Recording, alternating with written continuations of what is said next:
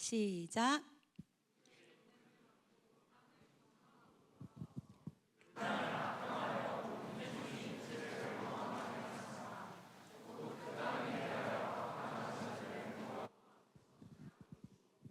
그 땅을 정탐하러 갔던 사람들 중에서 오직 눈의 아들 여호수아와 여분네의 아들 갈렙은 생존하니라.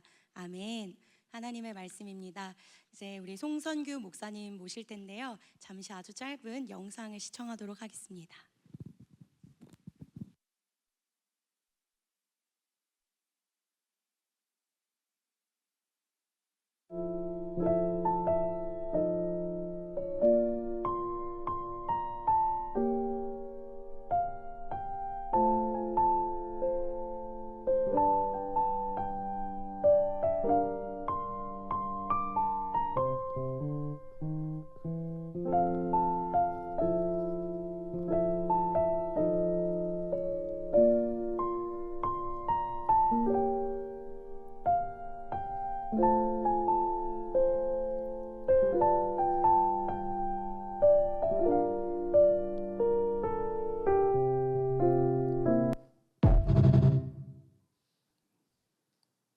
네가 만약 사탄이라면 이 시대 크리스천들이 성경 하나만 보도록 하겠습니다.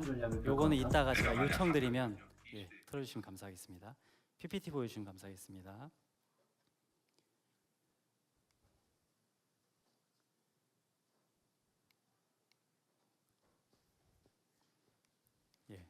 혹시 되는지 한번 체크 한 번만 해주시고, 안 되면 그냥 저를 따라와 주시면 될 것 같습니다.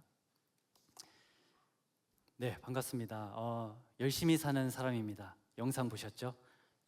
성경 읽으라고 이렇게 또 짜여진 영상을 컨셉을 따라서 이렇게 촬영도 하고, 크리에이터의 삶을 살기도 하고, 목사로서의 삶을 살기도 하고, 또 새 아이의 아버지로서 좀 다양한 포지션에서 동시에 불러주신 영역들이 많은 것 같아요. 그래서 제가 뭐 성경을 잘 아는 사람이고 대단한 사람보다는 제가 살아낸 만큼, 하나님이 역사하신 만큼만 제가 전하고 내려가도록 하겠습니다. 네, 잘 넘어가네요. 감사합니다. 생존 책방은 무엇이냐면, 성경 읽기가 쉽지가 않죠. 어떠세요? 네, 쉽나요? 네, 성경 읽기가 좀 스스로 하기가 쉽지가 않습니다. 그래서 더 잘 읽을 수 있도록 돕는 콘텐츠를 지금은 제작하는 일에 집중하고 있습니다. 원래는 제가 지난 3년 동안은 독서 계정을 통해서 독서 콘텐츠, 책 읽으면 좀 어떤 문제가 우리에게 있죠? 뭔가 남는 게 별로 없어. 읽긴 읽었는데. 여러분들은 안 그러신가요? 그런 분들이 생각보다 많더라고요. 그래서 책 읽고 이렇게 마인드맵 한 장에 정리를 해봐라, 이런 것들을 제가 공유하면서 3년 동안 코칭도 다양하게 하고 온라인에서 굉장히 뜻밖의 일들을 많이 펼치게 되었어요. 그러다가 이 성경 계정은 제가 올해 1월 1일에 팔로워 수가 한 300명 정도였거든요. 근데 굉장히 급격하게 알고리즘이 이렇게 좀 확산되면서 계정의 그 성장이 좀 일어났습니다. 그래서 제가 여러분과 만날 수 있는 기회도 생겼습니다. 사실 제가 평강교회를 잘 몰랐어요. 근데 와보니까 청년들이 이렇게 많이 모이는 교회가 있구나. 그래서 우리 광 목사님 너무 훌륭하시고, 목소리가 일단 기도하는 목소리세요. 그래서 그 특유의 그 기도 열심히 하시는 분의 그 톤이 있습니다. 그래서 딱 통화를 해보면 어떡하지? 기도 진짜 열심히 하시는 분인가 보다. 열심히 준비해야겠다. 이런 긴장감을 가지고 제가 말씀을 준비했습니다. 굉장히 많이 잘 섬겨주셔서 너무 감사하게 제가 좀 아이 셋과 가정 다 같이 왔거든요. 네, 그래서 잘 섬겨주셔서 너무 감사했습니다. 정리해보니까 저는 8가지의 그 페르소나가 있는 것 같아요. 남편, 한 아내 남편이기도 하고, 아이 셋의 아빠이기도 하고, 교육 영역에 은사를 주신 것이 있다 생각을 하고요. 또 다음 달에 그 독서 주제로 책을 출간 예정 중인 책이 있습니다. 그리고 안수 받은 목사이고, 현재는 4년차 잠시 휴직 중입니다. 정식 그 교단 사역은 휴직 중이지만 온라인에서 하고 있는 그 콘텐츠 그 챌린지나 뭐 이런 것들을 통해서 사역이라 생각하고 온라인에서 지금은 집중하고 있고요. 여러 가지를 좀 하고 있습니다. 그래서 동시에 저를 불러주신 것이 많이 있는 것 같아서 너무 감사합니다. 이거는 실제로 저희 딸이 그린 그림은 아닌데 첫째 딸이 4살 때 그림을 그리는데 이런 그림을 그린 거예요. 근데 좀 약간 어색한 부분이 있었어요. 뭐였을까요? 보통 이제 중학교 강의 가면 집이 떠 있어요. 뭐 해에 눈, 코, 입이 있어요. 뭐 손가락이 4개예요. 뭐 이런 얘기 하는데 역시 수준이 높아서 아빠가 없는 것 같다. 그쵸? 들었습니다. 굉장히 적극적인 리액션이죠, 우리. 맞죠? 막 속삭이듯이 말씀해 주시고 뭐 이렇게 조금 막 이렇게 그렇게만 해주셔도 전 너무 감사하겠습니다. 그러니까 아빠를 어디다 그려놨냐면 교회에다가 그려놓은 거예요. 이건 좀 아닌데. 나 그래도 좋은 아빠는 하고 싶은데 이대로 가면 안 되겠다라는 계산이 나오는 거예요. 근데 뒤돌아서 생각해 보니까 신앙과 삶이 좀 분리되어 있었구나, 그때는. 그런 생각이 좀 들었습니다.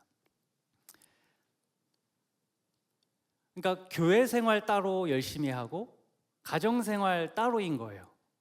그러니까 둘 다 잘해야 되는데, 그래서 저에게 이런 딜레마가 있었습니다. 어떻게 하면 가정을 세울 수 있을까? 그렇게 하다 8년 교회 사역을 잠시 중단하기로 합니다. 그럼 왜 중단했냐? 제가 이런 말을 가족에게 듣게 됩니다. A와 B, 누구에게 들은 말일까요?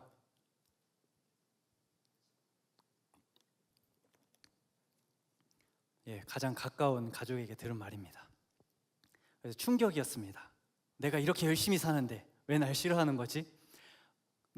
B가 더 절망적이에요. 노력하고 있는 사람한테 여보, 노력 좀 그만해. 노력도 안 돼. 노력만으로 인생이 다 되는 게 아니구나. 그런 뼈아픈 경험이 있었습니다.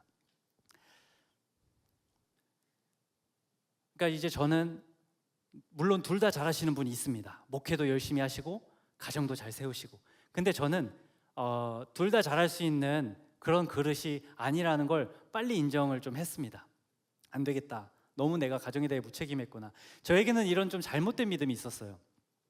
내가 하나님의 일을 열심히 하면 하나님이 내 가정을 책임져 주시겠지. 그건 하나님이 나는 교회 일을 열심히 하면 하나님이 돌봐주셔야 되는 거 아니야? 그런 생각을 했다는 거죠. 그래서 제가 이 고백을 하게 됩니다. 하나님, 제가 가정에서부터 살아내기 전까지 잠시 목회를 중단하겠습니다. 이건 좀 제가 너무 거짓말하는 것 같습니다.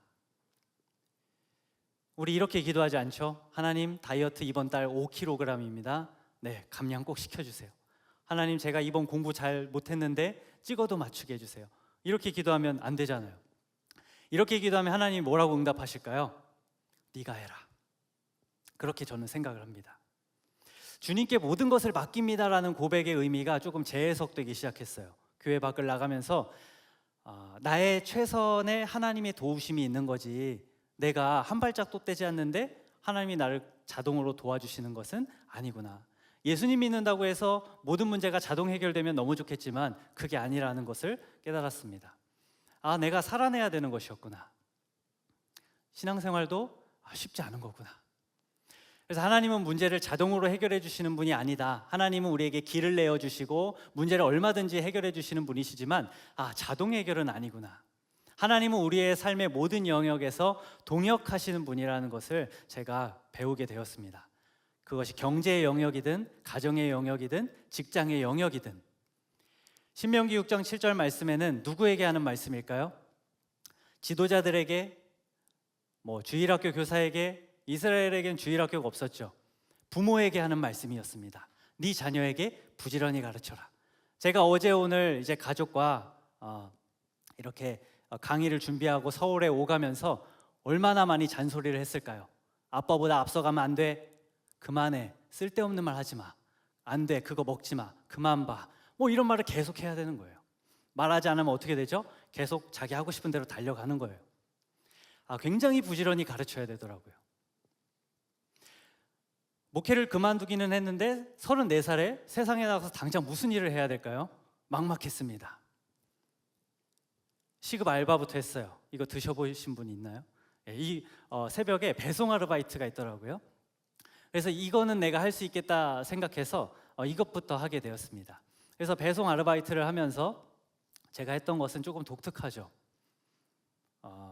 아내와의 관계 개선을 위해서 심리학 책을 통해서 책에서 감정을 배우기 시작했어요. 그래서 이 안에 아내가 하는 말이 뭔지 도저히 이해가 안 돼요. 무슨 말 하는지 모르겠어요. 오늘은 왜 화났지? 물론 아내가 화를 잘 내는 사람이 아니에요. 아내가 성격이 좋아서 저와 지금까지 살아줬는데 무슨 말 하는 거죠? 예, 뭔가 항상 늘 맞추기 게임, 공감 능력이 너무 없어서 아내가 왜 화가 났을까요? 이번엔 이건가? 내가 뭘 잘못했지? 이제 그렇게 이제 제가 더듬더듬 정서적인 문제를 책을 읽으면서 해결해 나갔고, 그거를 블로그 포스팅을 하기 시작했어요. 어떻게 내가 읽고 경험했고 적용을 해봤는지에 대한 이야기를 포스팅을 했습니다. 그러면 30대 중반에 아이가 둘이 있고 목회 잠깐 중단하고 아르바이트 하면서 하루에 5시간, 6시간 난 독서를 하겠어. 이걸 지켜보는 아내의 심정은 어떨까요? 우리 남편 너무 믿음직스러워 막 그럴까요? 별로 그러진 않았을 것 같아요. 물론 저에게 뭐 하는 짓이냐라고 하진 않았지만 제가 스스로 눈치를 보면서 이렇게 좀 했었던 시간이 있었습니다. 그래서 저는 독서를 권면할 때 우리가 이루고 싶은 목표가 이렇게 있지만 머리로 목표를 안다고 해서 계획한 일을 바로 실행할 수 있는 건 아니죠. 그래서 저는 당장 여러분 앞에 놓여진 첫 번째의 그 벽, 그 문제를 해결할 수 있는 것을 주제로 삼고 그 문제를 주제 독서를 해보시라. 내가 막힌 문제에 대해서 20권 이상의 독서를 해보시라. 이렇게 권면을 제가 드렸었습니다. 그래서 22년 9월에 제가 독서를 열심히 해보겠어. 내가 책만큼은 열심히 읽을 수 있을 것 같아 라는 마음으로 하루에 한 권을 읽고 그걸 또 정리해서 또 포스팅을 하고 뭐 이런 것들을 좀 했어요. 이때 당시에는 조금은 이해 안 되는 행동일 수 있고 그럴 수 있죠. 그래서 이런 시간들을 보내면서 정서적인 문제를 해결하고 또 경제적인 문제를 해결하는 과정을 겪게 하시고 자신감을 좀 갖게 하시는 그런 경험들이 저에게 있었습니다. 교회 밖에 광야에서 나가보니까 배운 것은 신앙과 삶을 일치해야 되는구나. 신앙과 삶이 일치되면 예배가 뜨거워질 수밖에 없구나. 하나님을 더 경험할 수밖에 없구나. 그런 것을 제가 광야 레슨을 통해 배우게 되었습니다. 유일하게 이중성이 허용되지 않는 영역이 어디라고 생각하세요? 우리가 교회에서는 멋진 옷 입고 사회적 미소를 지으면서 하하하 거룩하게 할 수 있지만 민낯이 드러나는 곳이 주로 어디죠? 가정입니다. 따라와 주시면 좋겠습니다. 안 넘어가네요. 그래서 저는 가정에서 그 신앙과 삶을 일치하는 그것을 좀 배우게 되었고, 하나님은 우리가 모든 영역에서 하나님의 기준으로 정복하기를 원하시는 분이구나. 이 광야 레슨을 제가 배우게 되었습니다. 오늘 본문은 갈렙과 여호수아가 우리 올라갈 수 있다, 약속의 땅을 우리에게 주셨다, 가자. 우리가 많이 들어본 말씀일 겁니다. 올라갑시다, 정탐합시다. 근데 이 갈렙과 여호수아의 말은 주류의 메시지가 아니었어요. 주류의 언론의 어떤 그 흐름, 많은 사람들이 따르는 메시지가 아니고 굉장히 이단화 삼을 수 있는, 선동하는 듯한, 미친 사람 취급하는 그런 말을 했었습니다. 앞으로 우리가 살아가는 때에는 굉장히 외로운 시즌이 각자마다 저는 있을 거라고 생각을 해요. 저도 내가 지금 뭘 하고 있는 거지라는 생각이 들었을 때가 너무 많았어요. 내가 이렇게 계속 살아도 되나? 계속 뭐 이런 콘텐츠를 만들고 하는 것이 맞나? 누가 앞서가서 이걸 하는 사람이 없는 거예요. 물어볼 사람이 없고 내 삶의 문제에 대해서 질문할 사람이 없어요. 대답을 들은다 해도 내가 신뢰하는 신앙의 멘토들한테 앞으로 너는 이런 일을 해라라고 대답을 들은다 한들 결정은 내가 해야 되거든요. 하나님이 나에게 맡기신 십자가는 내가 해석해야 저는 된다고 생각을 합니다. 근데 앞으로는 그런 일들이 너무 많을 거라는 거죠. 그럼 우리가 무엇을 기준을 가지고 선택을 할 것이냐? 저는 그래서 스스로 말씀을 읽어낼 힘이 우리에게 회복돼야 된다. 그렇게 권면을 드리고 싶습니다. 근데 이렇게 악평했다고 해서 하나님이 어떻게 광야를 40년이나 돌아가게 하실까? 7일 길이면은 가나안 땅 들어갈 수 있는데 하나님 너무하신 거 아니냐, 이렇게 생각할 수가 있습니다. 그런데 하나님 입장에서 우리가 모세오경을 읽어보면 하나님이 너무한 게 아니라 이스라엘이 너무한 거더라고요.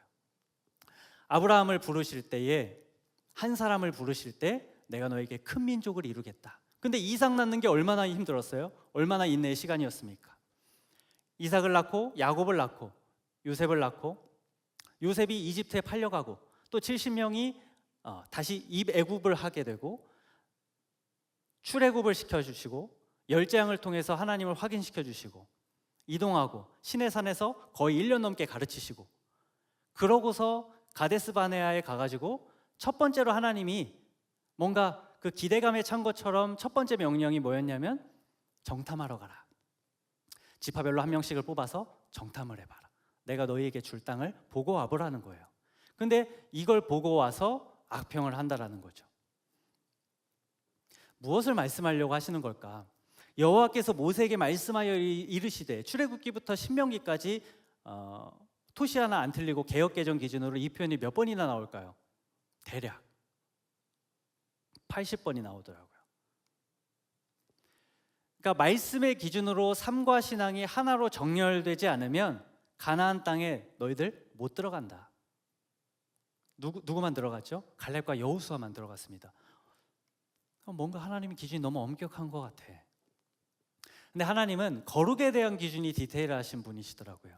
제가 성막을 이렇게 정리하면서 우리 아이들과 실습도 이렇게 해보고요.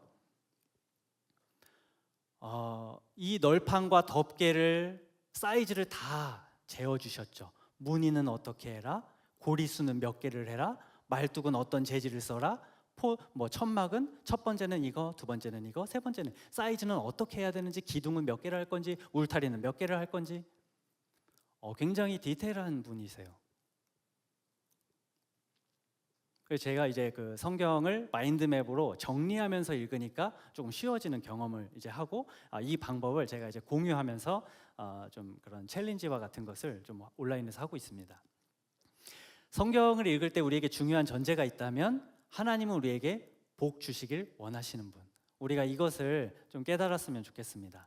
하나님은 가나안 땅에 데려가길 원하시는 분이지 엄격해서 2명만 데려가는 그런 분이 아니시라는 거예요. 하나님의 마음은 저는 이렇게 느껴졌습니다. 가나안에 들어가서 너희들 절대 섞이면 안 돼. 너희는 내 것이야. 그런데요, 분리는 아니에요. 무슨 말이냐면 가나안은 너희들과 달라. 그러니까 너희들은 이 땅에서만 살아. 고센 땅에서만 살아. 이렇게 하지 않으셨어요. 분리가 아니고 정복하라는 것이 하나님의 뜻이더라고요. 이스라엘 백성이 입애굽해서 그 애굽 땅에서 살 때에 요셉이 고센 땅을 이렇게 구별해서 이스라엘 백성이 그 가운데 살게 하셨어요. 그러니까 애굽 한 가운데에서 고센 땅 안에 이스라엘 백성이 사는데 조금은 특별한 거예요. 그러니까 마케팅 책을 보면 핑크 펭귄이라는 책이 있는데 유독 핑크색이 딱 튄다는 거죠. 우리 이렇게 회중에 앉아 있으면 뭔가 좀 색깔이 튀는 옷을 입은 부분을 딱 튀죠. 그런 것처럼 하나님은 그 속에서 차별성을 가지고 다른 색깔을 띠기를 원하시는 분이시구나.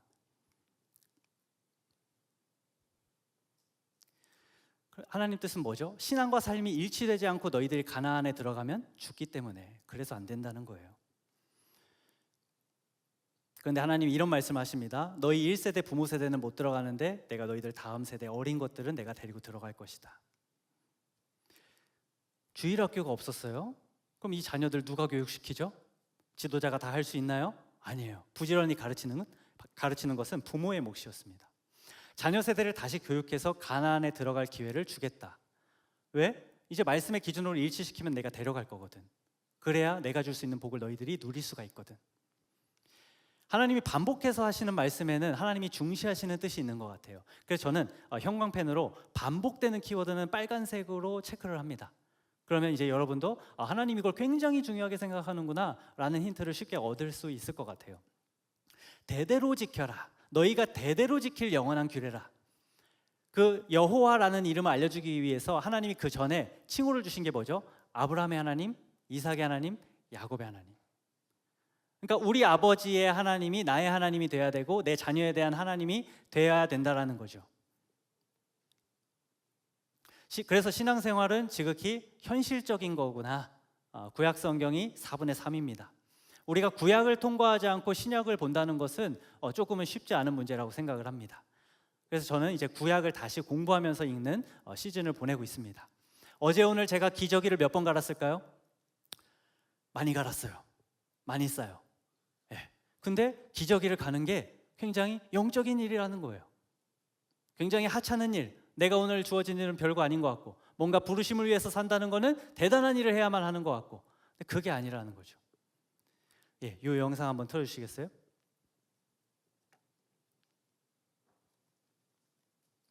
네가 만약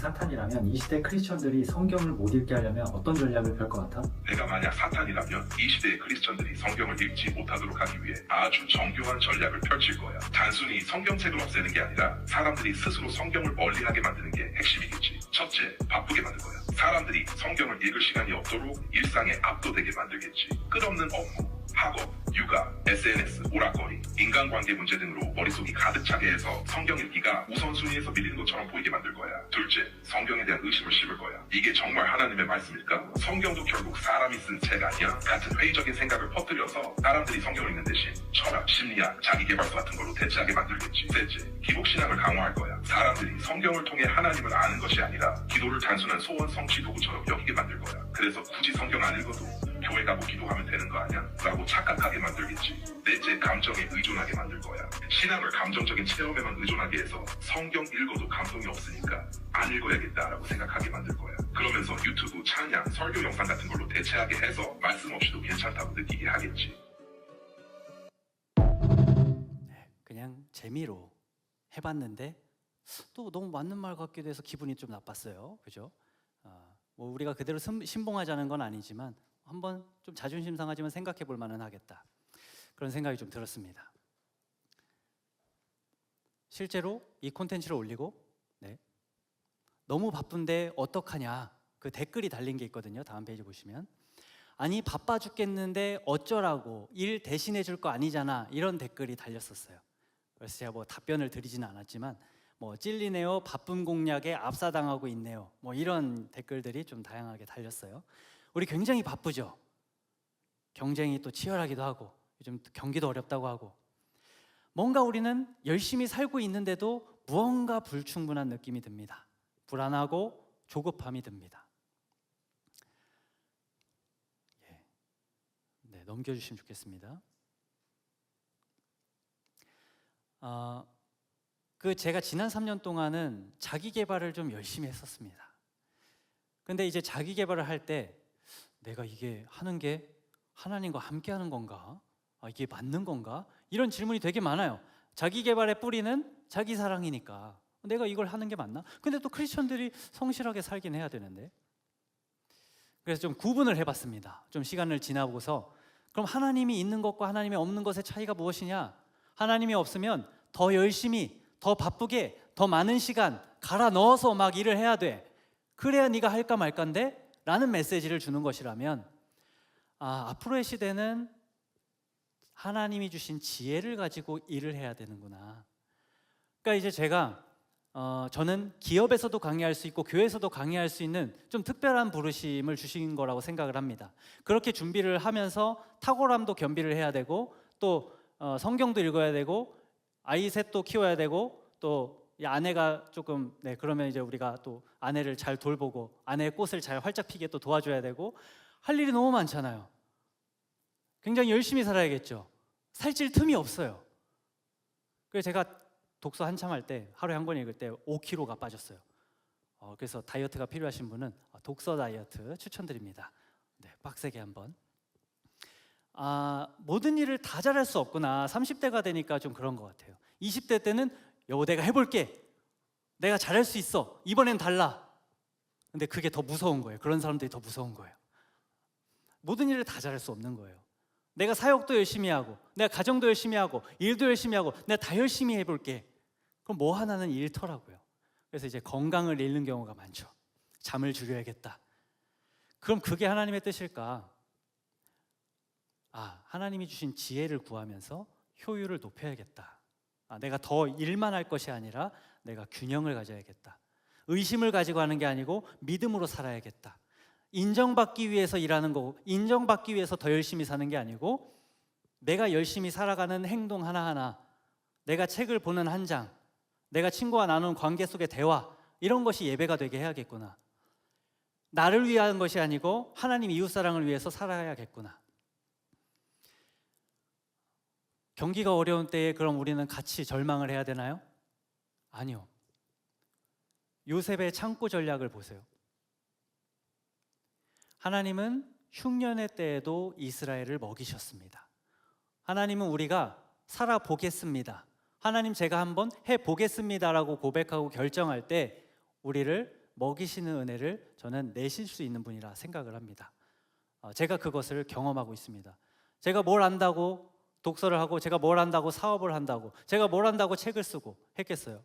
아무것도 없었습니다. 진짜 생존을 위해서 책을 읽었어요. 근데 이 의미를 하나님이 어떻게 해석해 주시냐면, 그냥 먹고 살기만 할 수 있죠. 출애굽 1세대가 그랬죠. 먹고 살다가 가나안에는 못 들어가고. 근데 우리가 그런 건 좀 아닌 것 같다. 5가지 부의 비결이라는 책을 보면 하나님께서 너에게 주신 부르심을 발견하고 그 마음을 다해 부르심의 일을 하면 네가 하는 일이 예배가 된다라는 대목이 있습니다. 이 전에 무슨 내용이냐면, 제가 선교를 하겠어요. 노. 네 사업도 선교가 될 수 있어. 그게 예배야. 왜 선교만 너는 예배라고 생각하니? 물론 선교를 그렇게 하는 게 아니라. 근데 챗GPT가 하나 놓친 거, 사단이 굉장히 싫어하는 거는 저는 이거라고 생각합니다. 신앙과 삶을 분리시키는 거예요. 종교화 시키는 겁니다. 틀에 가두는 거예요. 형식에 가두는 거예요. 밀라노 칙령 이후 교회가 제도권에 서게 됐습니다. 그래서 사도 바울이 복음의 트랙에 깔려서 전 열방에 복음이 전해졌어. 장점이 있지만 잃은 것도 있다고 생각해요. 우리가 스스로 예배할 수 있고, 우리가 스스로 성경을 해석해낼 수 있고 읽을 수 있는데, 제도화되면서 그런 것들이 굉장히 종교화되었습니다. 그래서 헬라적 사고로 이분법으로 세상의 것, 하나님의 것, 성과 속을 구별하기 시작했어요. 그래서 우리의 삶도 자연스럽게 갈라지게 되는 거죠. 주일 버전, 평일 버전 너무 달라. 온도가 너무 다른 거예요. 성경과 일반 독서의 차이점이 뭘까 생각해 봤습니다. 자, 우리가 시험 공부할 때 출제자 중심으로 공부하나요? 내가 공부하고 싶은 입맛에 맞게 공부하나요? 당연하죠. 출제자 중심입니다. 근데 일반 독서는 제가 어떻게 권면드리냐면, 여러분이 지금 해결하고 싶은 문제를 답을 찾을 수 있는 책을 읽으세요. 그러니까 책을 읽기를 목표로 하지 말고 당신의 문제 해결을 목표로 삼고 책을 도구로 삼으세요. 모든 책 내용은 중요하지 않아요. 뽑아서 적용해내는 능력이 중요합니다. 제가 이렇게 강조를 하는 사람입니다. 그럼 성경은 어떻게 읽어야 되냐? 하나님 중심으로 읽어야 됩니다. 성경은 저자 중심으로 읽어야 되기 때문에 원래 공부하듯이 읽어야 되는 거야. 그러니까 늘 찬양 같은 감정으로 읽을 수가 없어. 오늘 나에게 주시는 말씀 감동이 없어도 읽는 거예요. 오늘 딱히 레위기 잘 어려워. 그렇게 하지 말고 읽는 거예요. 왜 말씀하셨지? 왜 이렇게 1년 동안 시내산에서 이 레위기를 주신 거지? 가나안 땅에 들어가기 전에 무슨 가르침이 그렇게 중요하길래 하나님이 이걸 주셨지? 그래서 공부하듯이 정리하면서 읽으니까 훨씬 쉽더라고요. 저는 개인적으로 그렇습니다. 그래서 말씀을 읽을 때 우리가 찬양과 같은 감정이 느껴지지 않아도 읽는 것이 우리가 드려야 될 예배라고 믿습니다. 그래서 성경 일독이 독이 될 수 있는 목표일 수 있어요. 오히려 성경 읽기를 더 어렵게 만드는 거죠. 이번 올해는 일독을 해냈어. 그래서 좀 어떤 게 좀 좋았어? 하나님 진짜 최고야. 그래서 어떤 게 좋았는데 일독 해보니까 좋아. 너도 해봐. 그러니까 그 이상의 우리가 언어 전달이 되느냐? 자, 옆 사람과 한번 이렇게 인사해 보세요. 한 달에 책 몇 권 읽으세요? 곤란한 질문인가요? 성경이 몇 권이죠? 66권입니다. 내가 올해는 66권을 읽어보겠어 이런 목표 세운 분 있으세요? 그 이상 목표로? 그러면서 성경은 일독하겠대 뭐. 그러니까 목표를 조금 우리가 전략적으로 맥체인 너무 좋습니다. 맥체인도 열심히 목사님이 지도하시는 것 잘 따라하시면 여러분에게 다 복이 될 것입니다. 저는 어떻게 추천을 드리냐면 줄거리 핵심이 되는 책, 창세기, 출애굽기, 민수기부터 느헤미야까지가 11권인데요. 이거를 먼저 읽고 하나님이 이렇게 일하셨구나. 그리고 동시대로 가서 초록색 출애굽기 당시에 레위기는 멈춰 있습니다. 시내산에서 하나님께서 약 11개월 동안 가르치심이 있는 부분이니까 그러면은 역사를 먼저 창세기, 출애굽기, 민수기를 읽고 동시대 쓰인 거는 따로 그 다음에 좀 보충을 해보자. 이렇게 하면 조금 덜어지는 거죠. 그러니까 우리가 기어코 막 레위기 읽다가 막 못하겠어 막 이럴 필요가 없다는 거예요. 자, 그렇게 제가 이제 권면을 드리고 있습니다. 성경 읽기가 어려운 이유는 뭐냐면 그 당시에 원독자를 위해서 쓰여진 책이 지금과 시간 갭이 굉장히 오랜 시간이죠. 2000년 이상의 그 문화적, 언어적 차이가 있습니다. 우리와 굉장히 사고도 다릅니다. 히브리적 사고와 우리와 굉장히 달라요. 우리는 그래서 A라는 거야, B라는 거야. 히브리는 A, B 둘 다. 1과 3 동시. 그게 우리가 좀 많이 다르더라고요. 40명의 기자, 1600년 동안의 기록 기간, 1551개의 지명, 2930명의 인물, 언어도 뭐 히브리어, 아람어, 헬라어 굉장히 다 다릅니다. 그러니까 성경 왜 우리는 다른 책은 정말 열심히 공부하면서 읽으면서 왜 성경을 그렇게 공부하면서 치열하게 정리하면서 안 읽지? 왜 안 읽어도 괜찮은 거지? 왜 안 읽어도 신앙생활이 괜찮은 거야? 그 조혜련 씨가 그런 말 하더라고요. 성경이 두꺼운 책이라고요? 제가 저기 그 불교조의 뭐예요? 팔만대장경 쪽에 갔다 왔는데 성경책이 너무 얇다는 거야. 조혜련 씨가. 그 얘기를 듣고서 그러네, 맞는 말이네. 옆 사람과 인사해 보세요. 성경책은 얇은 책입니다. 엄청 얇아, 엄청 얇아. 근데 우리가 성경을 스스로 읽어야 되는 이유는 성경을 통해 하나님을 배우고 알아가야 나의 삶을 해석해낼 수가 있더라고요. 예수님께서 말씀하십니다. 자기 십자가를 지고 나를 따라라. 내 삶의 십자가에 대한 해석, 내가 어떻게 살아가야 돼? 내가 지금 어떤 선택을 해야 돼요? 죄송하지만 목사님이 다 판단을 정확히 내릴 수는 없어요. 권면을 드릴 수 있죠. 기도하고 말씀해 주실 수 있고. 근데 매번 정확할 수 없다는 거예요. 내가 할 수 있어야 된다는 거예요. 그 다음에 공동체 컨펌, 목사님 컨펌도 있는 거예요. 그러니까 내 십자가는 나의 책임이더라고요. 그러니까 우리가 성경에 관한 책은 많이 읽고 성경에 관한 말은 많이 듣고 성경에 관한 이야기는 많이 하는데 성경 자체는 안 읽는다. 근데 저는 앞으로 성경 자체에 집중하는 시간들이 많이 필요하다 생각합니다. 책을 읽어도 기억에 남는 문제가 없어요. 그래서 제가 이런 콘텐츠를 만들었더니 성경도 똑같이 책인 거예요. 물론 다르지만 성경책을 읽어도 기억에 남는 게 똑같이 없어. 그래서 저는 책을 읽을 때 원페이지 한 장에 요약해서 읽는 거를 사람들이 배우고 싶어하는 줄 몰랐어요. 근데 굉장히 관심을 많이 가져서 제가 이런 것들을 공유하기 시작했습니다. 이렇게 해보니까 집중력, 사고력, 문제 해결력이 생기더라. 그래서 여러분과 나눈 민수기 말씀을 4장의 이미지로 압축해서 이렇게 공유를 하고 있습니다. 해보고 싶지 않나요? 별로. 네, 표정들이 별로 좋지 않습니다. 예, 고맙습니다. 저만 재밌는 걸 수도 있고 많은 분들이 좋아해 주세요. 생각보다 여러분. 네. 성경 어려운데 어떻게 매일 읽을 수 있나요? 제가 조금만 더 해도 괜찮을까요? 예. 바꿔서 이렇게 한번 질문해 볼까요? 지금 나는 성경을 매일 읽을 수 있는 상태인가? 옆 사람과 인사해 보세요. 요즘 상태가 어떠신지 이렇게 좀 보시면서 요즘 괜찮으세요? 한번 이렇게 안부 좀 건네 보세요. 매일 막 열심히 막 결단만 하지 말고 내가 좀 요즘 상태가 성경을 읽은 상태냔 말이야. 이 상태를 만들어야 되는 거야. 만들어야. 그래서 제가 질문했어요. 왜 성경 읽기가 어렵다고 생각하냐? 그러니까 나는 게으른 것 같아요. 바쁜 것 같아요. 뭐 집중이 안 되는 것 같아요. 저는 집중력이 굉장히 많이 무너졌다라고 생각해요. 우리 평강교회 청년부는 그렇지 않겠지만, 그래서 의식적으로 스마트폰 디톡스를 하지 않으면 성경을 읽을 수 있는 이미 상태가 아니야. 재미없어 막. 못하겠어 막. 너무 힘들어. 그렇게 된다라는 거예요.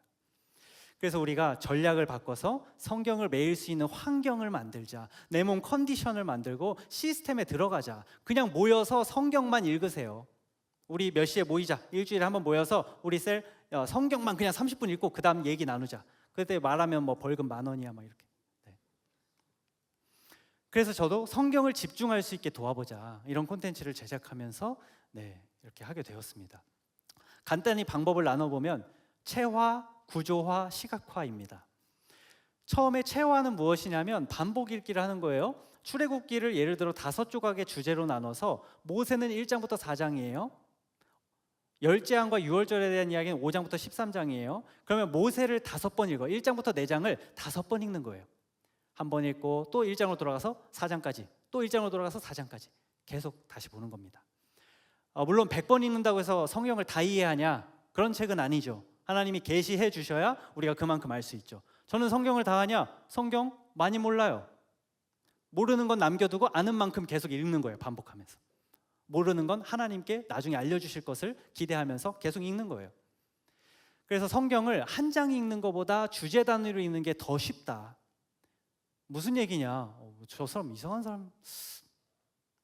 요셉을 정리해 보니까 이런 구절이 있죠. 요셉이 보디발의 아내가 유혹할 때 그럴 수 없다. 자리를 박차고 유혹을 이기죠. 그래서 우리가 이걸 해석 요 구절만 따면은 죄의 유혹을 이기라는 교훈이구나. 그렇게만 생각할 수 있지만 여기 구절을 보면 요셉이 주인이 그의 잡아 옥에 가뒀는데 그 옥은 왕의 죄수를 가두는 곳이었더라. 뭐예요? 파라오를 만나게 하기 위해서 요셉이 여기에 갇혔구나. 요셉의 부르심은 뭐였죠? 애굽에서 살아내는 것이었습니다. 그래서 야곱의 가족 70명을 이주시키는 것까지가 요셉의 부르심이었어요. 그러니까 이렇게 보면은 이 구절이 달리 보인다라는 거죠. 그러니까 한 장만 보면은 오늘 나에게 주신 말씀, 난 죄의 유혹을 멀리하겠어. 그런 게 이제 아니라 할 수 있다는 거죠. 그래서 오히려 요셉을 반복해서 읽으면 성경이 더 쉽게 읽힌다. 그래서 저는 말씀을 반복 읽게 하면서 하나님이 좋아하시는 것과 싫어하는 것을 명확히 알 수 있다고 생각을 했습니다. 이게 우리의 삶의 기준이 돼야 되는 것입니다. 반복 읽기를 해야 되는 이유는 반복 읽기는 저자 중심으로 읽는 것입니다. 내가 듣는 태도로 반복해서 읽는 거예요. 내가 읽힐 때까지 반복하는 거예요. 야곱 파트만 50번 이상 읽어보는 거예요. 그래서 아까 빨간색 반복 키워드 한다고 했죠. 파란색은 때와 장소, 지명이 많이 나옵니다. 그런 것들은 파란색으로. 노란색은 누가 누구에게 하는 말인지, 어디서 어디에 대화가 오고 가고 있고 장소가 어떻게 바뀌고 있고 어떤 키워드가 반복되고 있는지를 형광펜으로 시각화를 잡아가는 거예요. 자, 그러면 어떻게 하는 거냐?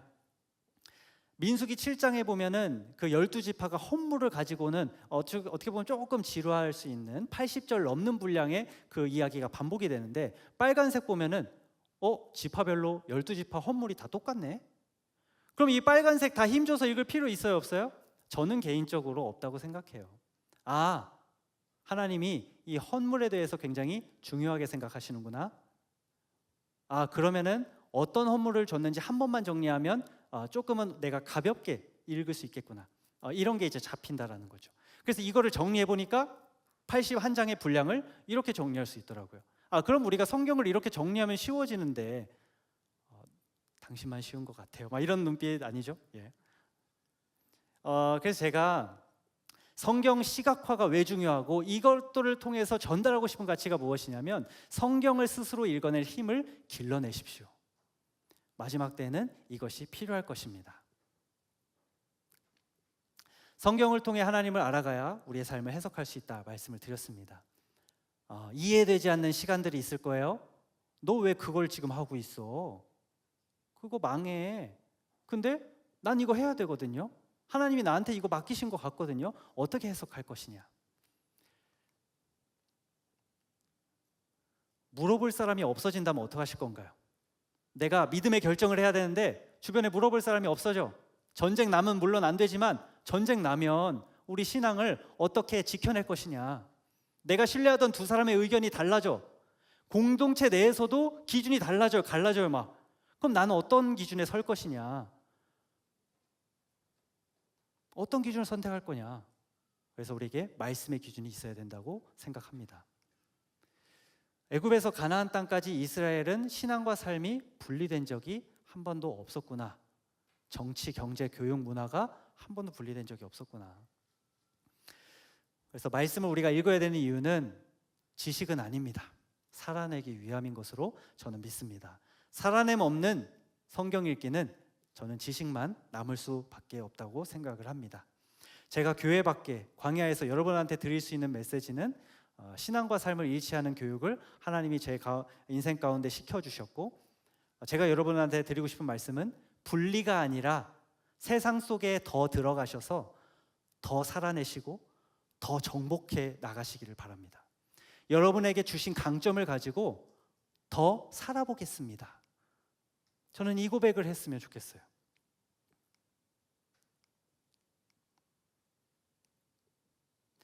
나의 최선의 노력만으로 인생이 될까요? 그렇지 않더라고요.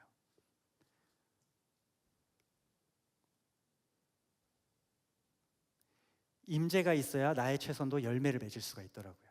그러니까 제가 콘텐츠를 만들어서 이렇게 확산시키는 방법을 알아요. 남도 가르쳐요. 좋아, 성경 개정 한번 해봐야겠다. 똑같이 해봐야지. 똑같은 방법으로 이게 되는 거니까.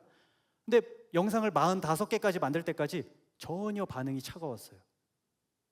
근데 45개부터 제가 셋째 아이를 안고서 성경책을 읽는 과정, 집에 손님이 와서 그냥 우연히 촬영하고 올린 것이 또 확산되는 기회가 되었어요. 하나님의 도우심이 있어야 나의 최선도 유효하구나. 말씀을 맺겠습니다.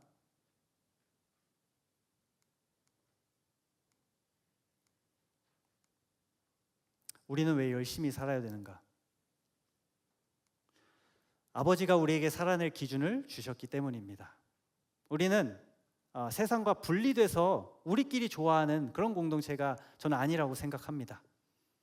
우리에게 불러주신 각 영역에 들어가서 아버지의 기준을 지키며 살아내야 될 우리는 하나님의 자녀입니다.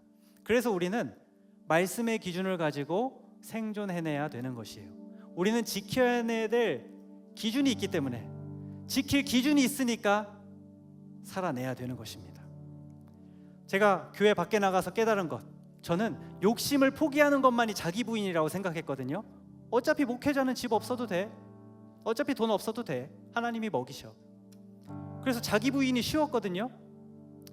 근데 두렵지만 도전해내야 되고, 두렵지만 그 땅을 정복해내야 되고, 두렵지만 비즈니스를 뚫어내야 되고, 두렵지만 빚을 갚아내야 되고, 두렵지만 내가 이혼의 위기를 넘어서야 되고, 이렇게 살아내는 것도 자기 부인이구나. 이것을 제가 배우게 되었습니다. 그래서 하나님은 세상과 등지는 분리를 원하시는 것이 아니라 세상 속에서의 구별을 원하시는구나. 하나님은 정복하기를 원하시는구나.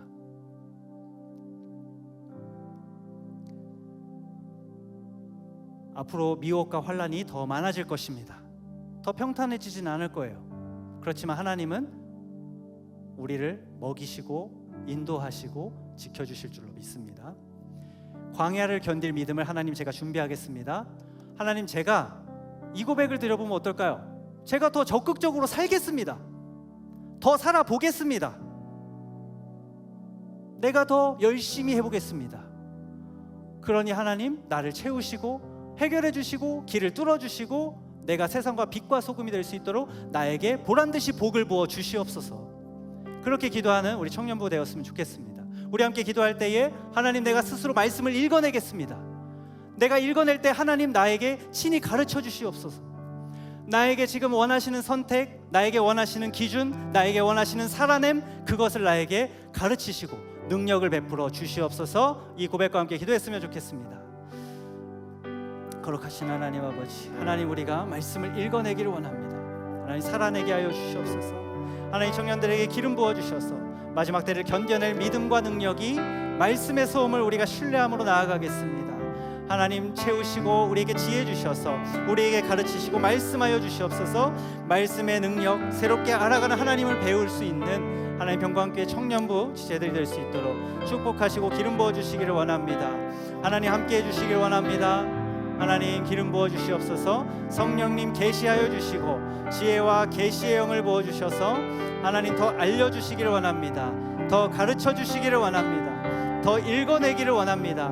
내가 말씀 읽을 수 있는 상태를 만들어내겠습니다. 내가 의지적으로 결정하여서 읽어내고 하나님을 더 알아가는 데 힘쓸 것을 결정합니다. 하나님 우리에게 기준을 주시고 구별되게 하시고 그 속에서 살아내게 하시고 정복하게 하여 주시옵소서. 우리에게 믿음을 부어 주시옵소서. 주님 우리에게 믿음을 부어 주시옵소서.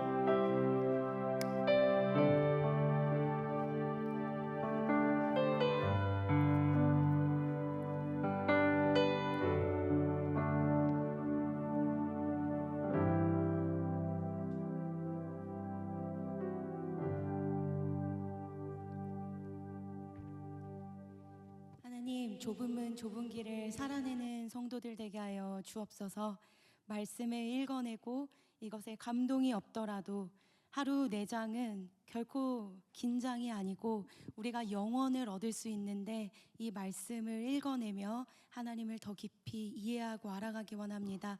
주여, 우리가 결단하는 시간 될 수 있도록 오늘 이 시간을 사용하여 주옵소서. 감사드리며 예수님의 이름으로 감사기도 드립니다. 아멘. 우리 먼저 목사님께 큰 박수를 좀 드릴까요? 네, 저는 은혜를 참 많이 받았습니다. 여러분도 그러시죠? 어떻게 이렇게 훌륭한 강의를 들을 수 있을까? 저는 너무 감격하면서 이 강의를 들었어요. 그래서 이런 분이 계시는구나. 정말 우연히 제가 여러분에게 성경 통독을 해줄 수 있는 그런 강사분을 모시고 싶었는데 하나님께서 이렇게 인도해 주셔서 우리가 이렇게 귀한 강의를 들을 수 있었습니다. 네, 아까 하루에 한 권을 읽으면 마이너스 5kg 하는데 준영이랑 저랑 눈이 딱 마주친 거예요. 저도 준영이를 보고 준영이 절 보고. 네, 다이어트를 원하시는 분이 있다면 하루 한 권을 읽으시면 되겠습니다. 네, 목사님 먼저 자기 소개 또 어떤 정체성으로 살아가고 계시는지 한번 이야기 듣고 싶습니다. 예, 아까 소개해드린 것처럼 독서의 영역에서 또 성경 가르치는 일, 목사로, 아빠로 여러 가지 영역을 동시에 불러주셔서 이런 것들을 좀 융합하는 좀 낯선 일들을 도전하면서 살아가고 있습니다. 네, 열심히 사는 사람입니다. 네. 저는 아까 참 감동이 됐던 게 목사는 대체가 되는데 아빠는 대체가 안 된다. 목사는 내가 아니어도 어떤 분이 오셔서 대체가 되는데 아빠는 나 혼자다. 그 가정사역에 대한 그런 생각을 가지고 이렇게 이야기해 주시는데 참 감동이 됐습니다. 그래서 그 가정사역을 하신 후에 후회는 없으셨는지요? 예, 전혀 후회는 없었습니다. 네. 왜 웃으시죠? 예, 정말입니다. 행복했습니다. 지금도 행복하고요. 우리 네. 청년들에게 결혼을 추천하시나요? 예, 결혼 물론 추천합니다. 될 수 있으면 아이는 3명을 낳으시기를 제가 적극 권장드립니다. 한 명이 더 어려워요. 네, 한 명 키우기가 더 어렵고 셋 나면 훨씬 쉬워집니다. 근데 이게 낳아봐야만 알 수 있는 거라서 조금은 저 사람 뭐지 싶을 수 있지만 할 수 있으면 많이 낳으시기를 축복합니다. 아멘. 네, 또 저는 또 은혜됐던 게 하나님께서는 우리 모두를 다 데려가고 싶어한다. 다만 섞이지 말아라. 분리됨이 아니라 그냥 너희끼리 너희는 살고 세상은 세상대로 살고 이 분리나 나뉘어짐이 아니라 하나님은 세상 속에서 너희가 구별되어 살아가길 원하신다. 이 말씀이 저에게는 참 큰 감동이 되었습니다. 여러분이 살아가고 있는 그 터전은 교회가 아니잖아요. 그거는 저에게 맡겨주신 영역인데 여러분은 세상 속에서 또 열심히 살아야 돼야 하는 것이 아닐까 이런 생각이 들었는데 그거에 대해서 우리 청년들에게 그것을 또 고민하고 있고 내가 여기에서 예를 들면 직장생활, 회사원으로서 열심히 사는 게 정말 하나님을 위한 걸까? 이 고민을 하고 있는 청년들이 있다면 그거에 대해서 좀 설명을 해주시겠어요? 네, 그게 사람마다 좀 해결해야 되는 문제가 시즌마다 다르다고 생각을 하는데 저는 반복되고 해야 되는 일에 많이 힌트가 있다고 생각해요. 우리가 지금 당면한 문제, 그러니까 이제 제가 예를 들면 목회를 하면서 사실 아내한테도 잘하고 자녀한테도 잘해야 되는 게 맞죠. 그런데 그걸 이제 좀 어느 정도 문제를 회피하면서 이건 하나님이 해결해 주실 거야. 이거는 내가 잘 못하겠으니까 그렇게 회피하는 것들에 대해서 직면하고 하나님은 그렇게 하나하나씩 정복해 가기를 원하시는 것 같아요. 가나안 땅을 정복할 때 평화협정 맺는 거 별로 안 좋아하시고 진멸하라. 그 속에 들어가서 너희들이 정복해내라. 말씀하신 것처럼 우리 삶의 작은 문제를 좀 직면하는 태도로 바꾸는 거, 저는 그렇게 바꿀 때 훨씬 예배가 뜨거워지고 여러분들이 삶 속에서 경험하는 하나님의 은혜가 좀 풍성히 풀어지지 않을까, 저는 그렇게 좀 생각을 해봤습니다. 네, 저도 갑자기 무슨 생각이 드냐면 저희 아버지가 최근에 그런 얘기를 했어요. 우정아, 어려운 일은 항상 미루고 싶어. 그러니까 어려운 일은 절대 미루지 않고 먼저 하는 거야. 어려운 일은 누구나 미루고 싶어. 여러분 세상 속에서도 사회 속에서도 미루고 싶은 일들이 많잖아요. 근데 그것과 정말 오늘 말씀하셨던 것처럼 싸워내는 여러분 되셨으면 좋겠고요. 지금도 계속 질문지를 이제 받고 있거든요. 주보에 QR코드로 들어가셔서 질문해 주시면 좋겠습니다. 거기 기타 의견에 이런 내용이 있네요. 목사님 차임표 닮으셨어요. 예. 네, 고맙습니다. 멀리서 보셔서 그런 것 같습니다. 네. 네, 신앙에 대해서 우리 한 청년이 이런 이야기를 적어주셨는데요. 교회에서만 거룩하고 복된 것처럼 살아가는 사람들, 앞과 뒤가 다른 사람들, 처한 위치와 환경이 달라지자 태도가 변하는 사람들, 이처럼 그리스도인과는 거리가 먼 실체들을 발견할 때면 공동체에 대한 회의감을 이따금 느낍니다. 물론 공동체를 바라보며 신앙생활을 하는 것이 아니라 그 너머에 계신 하나님을 바라봐야 하는 것은 알고 있습니다. 그렇지만 때마다 마주하는 실망감을 무시하기가 쉽지 않은 것 같습니다. 공동체 생활에 대한 의미를 어디에 둬야 할까요? 네, 좀 질문이 어렵네요. 그러니까 이제 저는 악플을 받기도 해요. 이걸 뭐 챗GPT 예를 들어 아까 보여준 컨텐츠를 만들면 이걸 진짜 믿으세요? 그거 할 시간에 성경을 더 읽어라. 뭐 이런 댓글들이 달리거든요. 근데 제가 별로 흔들림이 없는 이유는 관계의 베이스가 있기 때문에 그래요. 나를 계속 지지해주는 아내 한 사람, 또 가정이 그래서 저는 굉장히 중요한 가치. 좀 다른 대답일 수 있지만 기반이 되는 관계가 있는 게 굉장히 중요한 것 같아요. 나 자신과 하나님과의 관계가 해결이 굉장히 중요하고 공동체 관계가 전부가 되면 많이 힘든 것 같아요. 그래서 우리가 감정과 사실을 분리하지 않고 또 사실 자기의 비난처럼 받아들이고 하는 것들, 그래서 우리의 삶의 베이스들을 탄탄하게 세워가는 것들이 굉장히 중요한 것 같아요. 물론 저는 이제 공동체가 굉장히 필요하다고 생각합니다. 아까 제가 성경을 스스로 읽어낼 수 있는 힘을 길러야 되지만 컨펌도 굉장히 필요하거든요. 내가 지금 이게 이런 선택을 하려고 하는데 맞는 것 같아? 그래서 공동체 지체들 함께 기도 컨펌해주고, 사실 교회 공동체는 어디서도 대체할 수 없는 교회의 역할이고 저는 필요한 일이라고 생각을 합니다. 너무 지나친 기대보다는 그것에 내가 개의치 않을 수 있는 나의 상황을 만들어가는 것도 또 필요한 영역이지 않을까, 그렇게 좀 생각을 합니다. 네, 답변이 되셨는지 모르겠습니다. 혹시 여러분 질문이 있으시면 손을 한번 들어주시면 저희가 마이크로 달려가도록 하겠습니다. 네, 그럼 그 사이에 좀 질문을 하나 더 드리고 싶은데 그 로고가 생존 독서입니다. 왜 하필 생존이라는 단어를 쓰셨는지, 그런 이유가 있는지 좀 궁금합니다. 네, 처음에는 진짜 말 그대로의 생존을 위해서, 가정이 내가 살아내지 않으면 가정이 무너지니까 그래서 진짜 생존을 썼지만 하나님이 주신 이름의 이유가 저는 좀 뒤늦게 발견을 했어요. 내가 살아내는 부르심을 하나님이 나에게 주셨구나. 그래서 내가 당면한 문제를 하나씩 해결해 나가야겠다. 그래서 아까 말씀드린 것처럼 정서적 문제 해결하고 경제적인 문제도 해결하고 또 자기 효능감도 해결하고 하나씩 그렇게 좀 돌파하면서 그런 부르심을 준 게 아닐까 이해하면서 그런 닉네임을 좀 지었던 것 같아요.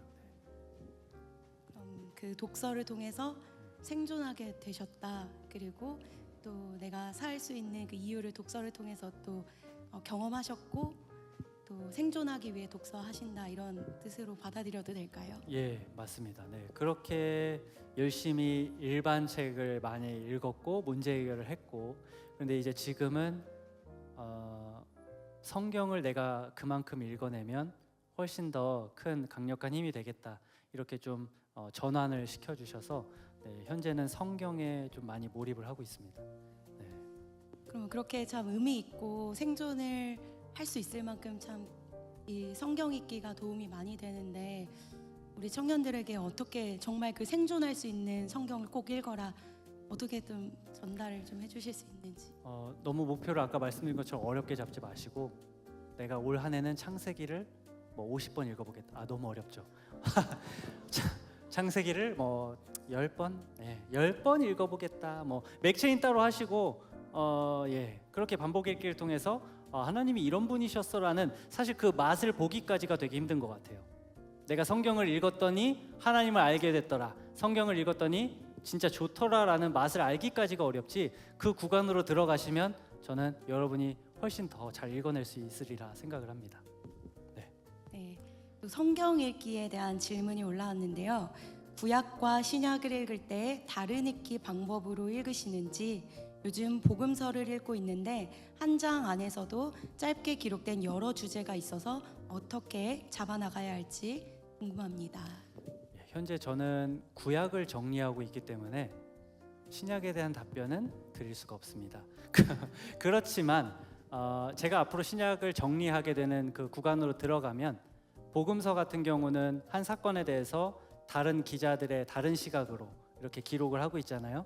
그래서 복음서들을 비교하면서 읽어볼 것 같습니다. 그래서 저는 성경을 공부하듯이 정리하면서 읽으면 진짜 재미있어요. 여러분 의심하지 마시고 정리하면서 읽으시면 좀 유익하지 않을까? 그렇게 생각을 합니다. 조금 더 추가적으로 답변을 하자면 저도 비슷한 이야기를 참 많이 해왔습니다. 뭐냐면 그 신약은 뭐냐? 구약을 이제 사도 바울이나 많은 주님의 그 제자들이 이 구약을 강해했던 거, 또 자신이 이 구약을 가지고 전도 여행을 다니면서 느꼈던 걸 쓴 것이 바로 신약 성경이에요. 그래서 여러분 구약이 하나님께서 주신 말씀이고 토대이기 때문에 창출, 레민신 이 토라는 정말 여러분이 잘 알아야 되고 이 토라를 역사에서 어떤 왕이 이 토라를 이렇게 지켰더라. 역사에서 이 창출 레민신을 이 왕이 지키지 않았더라. 이것이 이제 역사서죠. 그럼 선지서는 뭘까요? 뭐 여러 가지 선지서가 있죠. 대선지서, 소선지서 이런 것들은 이렇게 살아야 되는데 살지 않으니까 돌아와라 이렇게 이야기하는 게 선지서고 이제 그것들을 노래로 표현한 것은 이제 시가서라고 할 수 있죠. 또 예언서는 무엇입니까? 이런 하나님의 일들이 이렇게 일어날 거다. 그러니까 돌아와라. 그러니까 여러분 이 구약 모세오경 너무 중요한 거니까 여러분이 그것을 아는 것에 주저치 않으시기를 바랍니다. 혹시 질문하실 분 계실까요? 손 한번 들어보시고.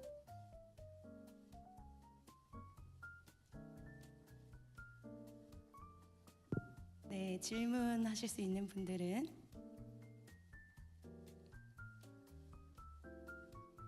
책 읽기와 관련된 질문을 드리도록 하겠습니다. 책을 읽지 않은 지 N년이 되어 문해력이 낮아진 것 같은데 무슨 책을 읽어야 할지 고민이 됩니다. 책 고르시는 꿀팁이 궁금합니다. 책 읽기를 목표로 하지 마시고 흥미로 접근을 하는 게 제일 좋은 것 같습니다. 교보문고 가셔서 가장 끌리는 제목을 고르시고 쉬운 책으로 그렇게 오늘 내가 펼쳤다. 나는 책을 읽는 사람이다. 거기에 만족하셔도 저는 충분하다고 생각을 합니다. 답변이 굉장히 짧으셔서 제가 진행하는데 굉장히 어려워요. 그렇군요. 원래는 답변을 길게 해야 되는데 알겠습니다. 저도 말이 짧기 때문에 그랬군요. 제가 늘 좀 길게 해주셔도 됩니다. 그 쇼츠를 많이 만들다 보니까 이걸 어떻게 내가 1분 내에 요약해서 말할까? 핵심이 뭐지? 막 이렇게 좀 정리를 저도 모르게 하는 것 같습니다. 그래서 독서를 그 마인드맵으로 정리하면서 시작하시는 어른들이 좀 계세요. 50대 분들도 요즘에 굉장히 관심을 많이 가지시고 그래서 집중이 잘 안 되기 때문에 정리 툴을 제가 마인드맵으로 제공해서 숙제를 해야지 이 목표 의식이 생기니까 뭐가 중요한지를 밑줄치게 되고 질문하게 되고 나와 연결해서 나와 연결해서 독서를 하는 것도 중요하고 성경 읽는 것처럼 독서도 내 삶과 연결해서 내가 가장 불편한 문제 저는 이제 뭐 어떻게 처음 골랐던 책은 제가 아내한테 가장 많이 들었던 말이 당신 너무 까칠한 것 같아 예민해 그래서 예민함 써 있는 책부터 읽었어요. 나는 까칠하게 살기로 했다 막 이런 책들 있잖아요. 뭐 센서티브 예민함이라는 무기 뭐 이런 것들 그런 거 읽으면서 나는 왜 예민한가 막 이렇게 막 몰두하면서 그렇게 예민함 주제로 읽다 보니까 주제가 확장이 되는 거예요. 선천적으로 예민한 것도 있지만 후천적으로 굳이 안 발달해도 됐을 예민함도 있더라.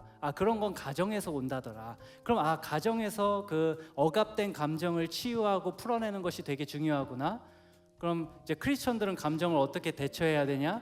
자기 연민으로 가면 안 되는구나. 감정은 선택이 가능한 것이구나. 뭐 이렇게 좀 이제 확장이 되는 거죠. 그래서 표면적으로 드러난 문제를 예민함 같은 거를 읽다 보면 여러분의 본질적인 그런 삶과 연결된 책 읽기가 되면 내 삶의 지경도 넓어지고 예배 태도도 달라지고 전 그렇게 좀 생각을 합니다. 길게 얘기했죠. 감사합니다. 계속 그렇게 롱폼이었습니다. 감사하겠습니다. 감사합니다. 네, 또 질문이 들어왔는데요. 저희 교회에는 동아리가 있습니다. 글쓰기 동아리가 있는데요. 참 많은 청년들이 거기에 이렇게 함께하고 있어요. 근데 독서와 글쓰기를 하루 5시간씩 하셨다고 하셨는데 글쓰기는 구체적으로 어떤 방식으로 하셨나요? 책의 내용을 요약하는 방식으로 하셨는지 아니면 자신의 느낀 점을 적어보는 방식으로 하셨는지가 궁금합니다. 사실 제가 여러분들 앞에서 글쓰기를 이렇게 막 잘한다 얘기 답변할 정도는 아닌 것 같습니다. 그래서 저도 원래 책을 열심히 읽는 사람도 아니었고 학업에 충분한 성과를 경험하지 못해서 좀 아직 좀 그런 그런 게 좀 있습니다. 근데 제가 쓴 글쓰기는 책을 읽고 일단 저를 위한 글쓰기, 내 정리를 위해서 정리하는 글쓰기를 먼저 했었고요. 정리하는 글쓰기를 하다 보니까 사람들이 댓글로 관심 갖는 것들이 생기니까 이런 것들을 이제 내 중심적으로만 쓸 게 아니고 다른 사람들에게도 도움이 되는 글을 써야겠구나. 그래서 상대방 입장에서 글을 쓰다가 지금은 설득하는 글쓰기를 많이 하는 것 같아요. 그래서 어떤 논술이나 좀 학업에 대한 이제 그런 글쓰기보다는 이제 제가 좀 접근하는 것은 내가 원하는 그 행동 결과, 내 글을 읽고 사람들이 어떤 행동을 했으면 좋겠는지를 먼저 생각하고 그 사람의 심리를 파악하고 그 사람들이 글을 끝까지 읽어낼 수 있도록 첫 문단을 읽으면 두 번째 문단을 읽고 싶게 만들고 세 번째 문단을 읽고 싶게 만들고 그럼 어떻게 내가 원하는 성경을 읽는 행동까지 옮겨서 설득할 수 있을까? 그거를 이제 좀 설득하는 글쓰기로 점차 좀 진행이 됐었고 그랬던 것 같습니다. 네, 감사합니다. 또 이런 질문이 왔습니다. 한정된 시간에 일반 책 읽기, 신앙 서적 읽기, 성경 읽기. 아까 답변은 해주셨지만 한 번 더 답변해 주시면 감사하겠습니다. 그 질문을 잘 한정된 시간에 그 일반 책 읽기 어떻게 해야 vs 될지. 신앙 서적 읽기 vs 성경 읽기. 신앙 서적과 일반 서적을 전 하나로 합쳤으면 좋겠고요. 일단 그러고 2시간이 주어졌으면 1시간은 일반 서적과 신앙 서적, 1시간은 성경 1대1 비율이 좋지 않을까. 그래서 일반 서적이 조금 더 읽고 싶을 수 있으니까 성경을 먼저 1시간 읽으시고 그 다음 신앙 서적 읽으시고 그래서 시간이 안 되면 신앙 서적 어차피 밀리는 거야 뒤로. 근데 자꾸 우리는 내가 읽고 싶은 것부터 먼저 읽을 수가 있으니까 성경의 맛을 볼 때까지는 내가 좀 성경의 시간을 더 투입하시고 저는 그렇게 하면 어떨까. 그래서 우리가 일반 독서를 또 열심히 해야 되는 이유가 있다면 성경의 언어가 조금 괴리가 있죠. 가나안 땅을 정복하라. 근데 우린 지금 전쟁할 땅이 그런 건 아니잖아요. 그럼 나는 어떻게 해야 되는가? 이 언어가 우리는 없는 거죠. 살아낼 언어와 성경의 언어를 연결하려면 전략적으로 지금 시대에 풀어진 언어들로 우리가 좀 지혜롭게 추출해서 읽어낼 수 있어야 되는 것 같아요. 그래서 성경도 읽지만 내가 살아낼 언어와 연결하기 위한 일반 독서, 전략적으로 내가 어떻게 접근할지에 대한 어떻게 문제를 해결할 것인가, 그거를 우리가 좀 지혜를 풀어내기 위해서는 같이 좀 1대1로 병행하는 것도 괜찮고 저 같은 경우는 지금 저의 구름 기둥이 성경에 있기 때문에 지금 본 계정의 어떤 그 독서 활동을 잘 못하고 있습니다. 그래서 저는 지금 성경만 왜냐하면 이제 성경을 읽겠다는 분들이 굉장히 많거든요. 이렇게 많은 줄 몰랐어요. 막 새벽반 저녁반으로 40명 이상씩 이렇게 좀 참여를 해주시고 계세요. 그래서 성경을 이렇게 읽겠다는 분들이 많으니까 제가 이분들 도와드리는 에너지를 굳이 쓸 거면 이분들을 도와드리겠다 해서 저는 요즘은 성경을 올인해서 읽고 있습니다. 네. 저희 청년들도 그것을 좀 누릴 수 있는 방법이 있을까요? 뭐 기회가 되면 제가 그런 방법들은 얼마든지 알려드릴 수 있을 것 같고요.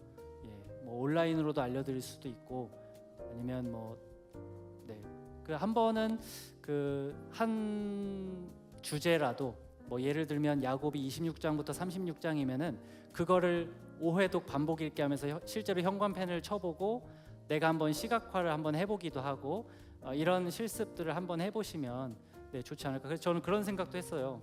이제 목회를 제가 다시 하게 되면 수련회를 하면 창세기만 읽히는 거야. 좀 괴로움일 수 있지만 창세기 말고 설교자 별로 필요 없어. 그냥 여러분들이 성경을 통해서 스스로 하나님을 발견하시고 기도를 연결시키고. 그래서 이제 저는 챌린지를 어떤 식으로 하냐면 30분을 자 반복 읽기 시작하겠습니다 하면은 야곱 26장부터 36장까지 반복해서 읽는 거예요. 5번.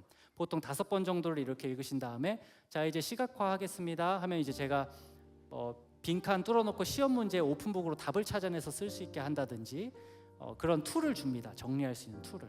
그렇게 하면서 스스로 좀 성경을 알게 하는 것이 제 목적이고 뭐 설교를 하고 해석을 하고 주석을 찾고 이런 접근 방법보다는 성경 자체를 좀 많이 읽게 하는, 그래서 스스로 좀 발견하게 하는 그런 전략을 좀 하고 있습니다. 네, 이제 결혼 연애로 넘어가기 전에 우리 청년 중에 질문이 있다고 해서 손을 한번 들어봐 주시면 일어나서 자기소개해 주시고. 네. 아까 저와 그 마이너스 5kg 때 눈이 마주쳤던 청년입니다. 네. 뺐으면 좋겠고요. 두드림 청년부 60기 이준영입니다. 일단 서적 같은 경우에는 문학이랑 비문학으로 크게 나눌 수 있을 것 같은데, 비문학은 아까 말씀하신 것처럼 문제 해결 목적으로 찾는다고 한다면 문학 같은 경우에는 어떤 기준으로 선택할 수 있을지 궁금합니다. 저는 문학은 사실 많이 읽지는 않지만 이런 질문을 되게 많이 해주셨었어요. 그래서 구성의 3요소로 뭐 등장인물과 사건과 배경 이런 것들을 기준으로 이제 소설 같은 문학 같은 경우는 인물들의 갈등과 또 인물들이 많이 등장하고 사건이 달라지고 그걸 풀어내면서 이야기의 주제를 말하는 것이니까 뭐 인물, 배경, 사건 뭐 이런 중심으로 보통 이렇게 정리를 좀 하는 편입니다. 저는 비문학 중심으로 이렇게 하고 있었지만 문학도 저는 그렇게 좋아하시는 분들은 인물별로 정리하셔도 좋고, 그래서 그 주 가지를 정리하는 기준은 본인이 결정을 하는 것 같아요. 책을 읽으실 때에도 책이 10챕터가 있으면 나에게 지금 다 필요한 내용이 아닐 수 있죠. 그러면은 5가지, 6가지의 주가지만 내가 네이밍도 다시 하는 거예요. 작가가 목차를 이렇게 썼지만 내 입맛에 맞게 적용하기 위한 정리를 하는 거죠. 그래서 모든 내용을 정리하는 관점보다는 나에게 필요한 것들, 그렇게 접근을 저는 하는 편입니다. 네, 청년의 삶과 관련한 궁금증인데요. 이제 연애나 결혼 파트입니다. 믿지 않은 사람과의 연애와 결혼, 어떤 마음과 결단으로 나아가야 할까요? 안 했으면 좋겠어요. 그러니까 결혼해서 살아보니까 이제 저희는 믿는 사람들끼리 결혼을 했습니다. 그래서 사역 같이 하던 전도사님이 소개해 주셔서 굉장히 급진적으로 1년 내에 막 결혼을 했어요. 결혼해서 보니까 너무 다른 거예요. 그래서 제가 막 차 타면은 아내가 느끼기 전에, 덥기 전에 에어컨을 틀고 춥기 전에 히터를 틀고 그런다는 거예요. 근데 결혼해 보니까 섬세한 사람이 아니고 이 사람 예민한 사람이었구나. 이게 강점으로 보이는 게 바뀌고 결혼하면 정복해 나가야 될 문제가 굉장히 많더라고요. 그러니까 부부간의 그 연합되는 일이 얼마나 사탄이 싫어하는 건지 정말 너무 어렵더라고요.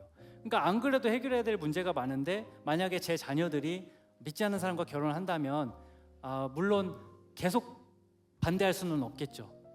최대한 성품을 볼 것 같아요. 그런데 저는 그 사람을 믿지 않을 거예요. 우리 자녀가 데려온 배우자를 믿지 않을 거예요. 저도 장모님 장인어른한테 막 잘 보였거든요. 근데 장모님 장인어른 제 어떤 연약함을 다 볼 수는 없죠. 그래서 저는 그 부모님의 배경을, 그러니까 뭐 커리어 막 이런 재산 이런 게 아니고 부모님과 자녀 간에 오가는 대화를 많이 볼 것 같아요. 그래서 부모님이 어떤 언어를 갖고 계신 분인가, 그럼 이제 집에 결혼하게 되면은 좀 편한 언어를 풀게 되어 있거든요. 내가 좀 사회적 관계에서는 보이지 않던, 원가정에서 겪었던, 내가 풀고자 했던 부모와의 문제를 또 풀고자 하는 시도들이 가정에서 일어나거든요. 그러니까 이게 상처 너무 많은 사람도 사실 주저스러워요. 왜냐면 제가 상처를 너무 많았고 아내가 그만큼 참는 게 너무 어려운 걸 제가 봤으니까. 그러니까 해결할 문제가 이렇게 많은데 좁은 길을 살아가야 되는데 믿지 않는 사람과 그 전쟁을 하면서 살아가게 권하고 싶지가 않은 거죠. 할 수 있으면 믿는 사람, 할 수 있으면 우리 공동체 안에서 그러면 어떨까? 저는 그렇게 말씀을 드리고 싶어요. 예. 또 배우작감을 찾으려다 보니 자꾸 눈이 높아져서 문제입니다. 자기 객관화를 잘 하려면 어떻게 해야 할까요?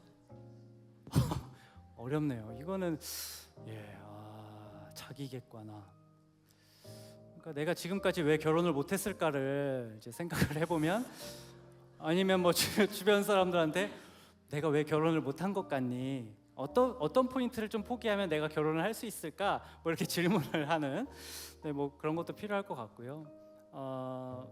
그러니까 내가 포기할 수 없는 기준만 좀 가져가는 게 좋지, 다 만족할 수 있는 사람은 쉽지 않은 것 같아요. 그럼 그 기준이 나에게도 있나? 내가 원하는 기준이 나에게도 있나? 그래서 저는 제가 개인적으로 바라보기에는 자존감도 비슷한 사람끼리 저는 결혼을 하는 것 같거든요. 그래서 또 내가 너무 나와 환경과 배경이 너무 다른 사람을 만나잖아요. 그것도 따라가기가 쉽지 않아요. 그러니까 저는 뭐 가정에서 식탁 문화, 대화, 교제가 없던 문화였고, 아내는 굉장히 화목했어요. 그래서 제가 아내 집에 놀러 가서 처음으로 충격받은 건, 식탁에서 대화를 한다고? 와우, 굉장히 화목하다. 이런 가족이 실제로 있었어? 제가 그런 충격을 받았었거든요. 그래서 믿음이 있고 그래도 내 말을 좀 잘 듣는 것 같다. 그래서 검증을 좀 하면서 좀 기준을 낮추는 것도 필요하지 않을까. 이거는 제가 좀 답변을 드리기가 좀 어렵네요. 예. 우리 조금 이따 이제 인사하시겠지만 사모님과 세 자녀가 있는데 참 너무 단란하고, 저 어제 이제 사전 인터뷰 때 뵀는데 참 좋더라고요. 자녀 교육을 시키시는 모습들, 이렇게 자녀 교육을 시키면 아이들이 바르게 배우겠다, 그런 것들을 참 많이 느꼈는데, 저희 청년들 중에 가정을 꿈꾸는 분들도 있고 실제 이제 가정을 꾸려서 자녀를 이제 데리고 이제 오는 또 청년들도 있습니다. 하나님이 기뻐하시는 가정에 대한 그 이야기들을 조금 해주시면. 이번 질문도 좀 제 나름대로 그냥 대답할게, 너무 질문이 좀 어려운 편이어서 제가 좀 이렇게 답변할 만한 정도는 아니라고 생각을 해서, 제 그릇이 저는 목회만 할 때는 좀 너무 대단한 일을 많이 하려고 했던 것 같아요. 그런데 가정에서 자녀를 잘 기르는 것이 하나님이 굉장히 기뻐하시는 일이다. 그래서 너무 특별한 일을 하려고 하지 말아야겠다라는 생각이 좀 많이 드는 것 같고요. 그렇다고 제가 부르심대로 살지 않겠다 뭐 그런 건 아니지만, 아까 신명기 말씀처럼 자녀 교육의 책임은 부모에게 주셨구나. 그래서 저는 왜 셋을 낳으라고 좀 웃으면서 이야기했지만, 사실 저도 셋 낳을 그런 역량은 아니에요. 그래서 아직도 감정이 잘 통제가 안 될 때도 있고, 하지 말랬지 막 이렇게 승질 낼 때도 있고. 그런데 셋을 키우면서 부모가 제일 많이 성장을 합니다. 그러니까 한 명을 낳으면 한 명 낳을 만큼만 노력하게 되고, 세 명을 낳으면 세 명을 키워내기 위해서 이제 내 능력으로 다 안 되잖아요. 막 이제 기도하기 시작하고. 근데 하나님은 자녀를 많이 낳는 것을 저는 굉장히 기뻐하시는 것이라는 것을 생육번성 충만하라, 창세기 읽어보시면. 그래서 하나님은 생육번성 충만하라라고 말씀하신 것을 저희들에게 지금도 원하신다라고 생각을 하고, 너무 높은 기준보다는 저는 이렇게도 생각해봤어요. 결혼하고 싶은 분들 배우자 기도하잖아요. 그것보다 전략을 좀 바꾸는 거예요. 하나님이 좋아하시는 쪽으로. 하나님, 제가 3명 낳겠습니다. 하나님, 제가 성경적인 아버지가 되겠습니다. 어머니로 살아내겠습니다. 뭐 이런 고백한 사람 별로 없잖아요. 막 내가 어떤 뭐 위대한 뭐 이렇게 좀 쓰임 받는 특별한 사람 이렇게 기도하지. 아버지 어머니로 내가 3명을 낳겠습니다. 내가 하나님의 자녀들을 길러내겠습니다. 이렇게 기도하면 하나님이 결혼을 빨리 시켜줄 수도 있지 않을까. 좀 답이 좀 새길로 간 것 같기도 하고. 네, 그렇습니다. 네, 감사합니다. 또 이런 질문이 있네요. 제가 직장 내에서 괴롭힘을 당한 후에 퇴사했습니다.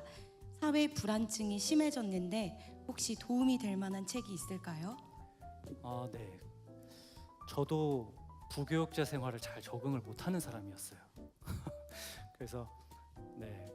근데 그게 꼭 나의 잘못만은 아니었구나. 나에게 맞는 옷이 있었구나. 그래서 맞는 옷을 찾아가는 과정이라고 저는 보시면 좋을 것 같고요. 너무 자책하지 않으셨으면 좋겠고, 왜곡된 감정을 풀어내는 건 되게 중요한 것 같아요. 예수 그리스도를 믿고 구원을 받아도 감정, 내가 그동안 겪어온 몸에 밴 어린 시절의 언어가 갑자기 풀어지는 게 아니더라고요. 그러니까 내가 부모를 용서하는 과정도 하나님이 그거를 함께하기를 원하시는 거고, 내가 자녀에게 풀어내기 위해서 상처를 치유하게 하는 기회도 주시고, 그래서 자녀를 많이 낳아야 돼. 또 다른 얘기로 갔는데, 저는 개인적으로 가짜 감정이라는 책이 굉장히 좋았고요. 예를 들면 이렇게 도움이 됐어요. 목회자의 옷을 입고 안수를 받으면 혹은 결혼을 하면 제가 굉장히 괜찮은 사람이 될 줄 알았거든요. 근데 저는 그대로였더라고요. 하나님이 한 번에 해결해 주지 않는구나. 물론 한 번에 해결해 주실 수 있지만 하나님은 그렇게 일하시는 분이 아니구나. 그러니까 서서히 관계를 통해서 나를 회복시켜 가세요. 그래서 가짜 감정을 통해서 내가 어떤 왜곡된 감정이 있나, 내가 진짜 느껴야 되는 감정이 무엇인가, 어떤 걸 억압하고 있나, 그런 것 찾는 데 도움이 많이 됐고, 카톨릭 출판사이긴 하지만 내 몸에 밴 어린 시절도 꽤 괜찮습니다. 그래서 첫 번째 가짜 감정이 읽히시면 몸에 밴 어린 시절 좀 두께가 있는 편이기 때문에 읽어보시고, 그래서 부모와의 용서 문제 이런 것도 저는 연결지어서 저는 많이 보는 편이고요. 그래서 감정 상처받은 치유자, 맞아요. 상처받은 치유자도 좋고요. 예, 그렇습니다. 네, 이제 시간이 다 돼서 혹시 너무 좋은 질문이 지금 쏟아지고 있는데 혹시 여러분 내가 이거는 꼭 마지막으로 질문하고 싶다 하시는 분이 있으실까요? 네, 여기 앞에. 그리고 우리 사모님과 아이들 잠시만 여기 나와주시면. 마지막 질문입니다. 네, 안녕하세요. 저 청년부 윤건영입니다. 오늘 목사님 보면서 진짜 만난 게 우연이 아니구나 생각이 많이 들었습니다. 어떤 점이 궁금하냐면, 이제 목사님께서 목회자라는 그 길을 가시다가 이제 중간에 잠깐 터닝하셨는데, 하나님의 부르심을 어떻게 그거를 여기가 부르심이 맞구나라는 걸 어떻게 알게 되셨는지 좀 그런 게 궁금해서 여쭤보게 되었습니다. 목회를 그만둘 때는 제가 요단강을 건너는 것처럼 굉장히 두려웠습니다. 사택도 없고 집도 없고 직장도 없고 자녀 둘이고, 딱 한 발짝만 용기 낼 만큼만 보여주시는 것 같더라고요. 저도 이렇게 될 거 알았으면 당장 그만뒀을 것 같아요. 그런데 그게 아니라 하나님은 이런 얘기 어떨지 모르겠지만, 제가 이제 좀 존경하는 예언의 은사가 있는 분이 저에게 잘 될 거라 말씀을 해주셨어요. 구체적으로. 그러면은 우리가 용기를 내서 막 결정도 잘할 것 같잖아요. 더 자신이 없었어요. 살아낼 용기는 또 별개의 문제더라고. 근데 하나님은 경험을 시켜주세요. 제가 용기 낼 수 있는 경험, 그래서 한 번 더 도약할 수 있는 기회, 나의 최선에 기름을 부으시고, 당신은 잘 모르지만 내가 지금 해결해야 될 문제를 하나님과 함께 풀어보겠습니다. 내가 더 살아보겠습니다. 그렇게 결단하고 돌아보니 내 부르심이 이건가 하고서 봐지는 거지, 다 보여주시고 다 알려주시고 저에게는 그렇게 하시지 않았던 것 같아요. 그래서 내가 지금 풀기를 원하시는, 하나님과 함께 풀어가기를 원하시는 그 문제가 무엇일까? 내가 어떻게 삶에서 예배해야 될까? 이런 질문들이 좀 필요하지 않을까 그렇게 생각을 해봤습니다. 네, 감사합니다. 우리 마지막으로 우리 가족들 잠시 나오셔서 기도 제목만 듣고 마감. 네, 우리 큰 박수로 좀 맞이해 주시면 감사하겠습니다.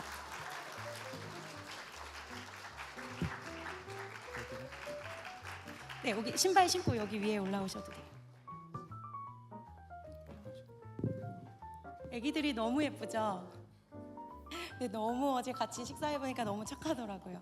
네, 기도 제목 우리 선모님도 한번 인사하시죠. 안녕하세요. 너무 많이 환영해 주시고 섬겨 주셔서 너무 감사합니다. 사랑이 부끄러워서 바다 할 말. 봄이 네, 혹시 기도 제목이 있을까요? 요거 기도 제목 내가 먼저 말해요. 다 말해달라고 원래 좀 이렇게 한 번 말하면 되게 말을 저보다 잘하시는데 제가 먼저 간단히 말해보면 현재는 온라인 사역에 집중을 하고 있고 이것이 이제 오프라인 교회로 확장되기를 기도하고 있습니다. 그래서 저희의 부르심은 이중직이라고 아직까지 이해를 하고 있습니다. 그래서 두 채널에서 동시에 살아내려면 지혜가 많이 필요하고 어떤 것을 선택해야 되는지, 어디에 에너지를 쏟아야 되는지, 그래서 천천히 너무 성급하게 하지 않고 가정을 잘 세워가면서 또 다른 가정들을 많이 세우는 모델을 하면 어떨까? 또 그런 생각도 이제 갖고 있습니다. 말씀해 주시죠. 네, 저는 기도 제목은 얘기해 주셔서 너무 감사드린 거 얘기 드리고 싶고 또 응원하고 싶은 게 진짜 청년들이 많은 교회를 요즘 못 봤거든요. 근데 이렇게 많이 모이셔서 또 그렇게 하나님을 향해서 예배하시는 모습 보면서 엄청 감격을 받았어요. 그리고 또 이렇게 메시지들을 잘 받아내시는 모습 보면서 진짜 응원하고 축복하는 그런 메시지 너무 전해드리고 싶었어요. 정말 청년들 보면서 너무 소망이 되고 너무 감사합니다. 감사합니다. 네, 언제 기회가 되면 우리 목사님과 사모님 통해서 우리 삼청들은 가정 세미나도 듣고 또 저희들은 창세기나 출애굽기 이런 설교도 좀 듣고 세미나 들으면 참 좋을 것 같다는 생각했습니다. 네, 제가 마지막 기도하고 축도하고 마무리하겠습니다. 기도하겠습니다. 하나님 아버지, 오늘 송선규 목사님 그리고 그의 가족들 이곳으로 불러주셔서 감사합니다. 하나님께서 우리에게 세상 속으로 나아가라 오늘 이 메시지를 허락하여 주시면서 숨고 싶은 곳에 또 편안한 곳에만 안주하는 삶이 아니라 우리를 부르신 곳은 바로 세상으로 나아가 다른 색감을 가지고 하나님의 거룩한 빛깔을 나타내는 그런 정체성인 것을 우리가 배웠습니다. 저희가 삶으로 살아내는 인생 되기 위하여 하나님의 말씀 앞에 더 깊이 나아가게 하여 주시고 하루에 읽어야 할 하나님의 분량의 말씀 또 그것을 통하여 하나님이 우리에게 주시는 메시지와 삶의 기쁨과 하지 말아야 할 것과 하나님이 기뻐하는 것을 분별하는 인생을 살아가게 하여 주옵소서. 우리 목사님 가정 형통하게 하여 주시고 온라인을 넘어 오프라인 교회를 꿈꾸고 있습니다. 그 소망을 주님께서 이루어 주옵소서. 감사드리며 예수님의 이름으로 간절히 기도드립니다. 축도하겠습니다.